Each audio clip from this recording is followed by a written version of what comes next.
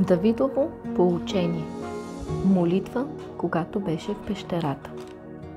Викам към Господа, издигам глас към Господа за милост. Изливам пред Него оплакването си, скръбта си изявявам пред Него. Когато духът ми изнемогваше в мене, тогава Ти знаеше пътя ми. Примка скриха за мене на пътя, по който ходех. Погледни надясно ми и виж, че никой не иска да знае за мене. Прибежище няма вече за мене. Никой не се грижи за душата ми.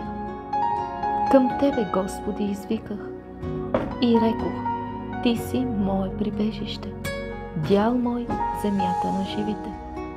Чуй вика ми, защото съм много унижен. Избави ме от гонителите ми, защото са по-силни от мен.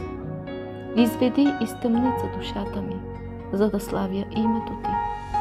Праведните ще се съберат около мене, защото Ти ще постъпиш щедро към мене.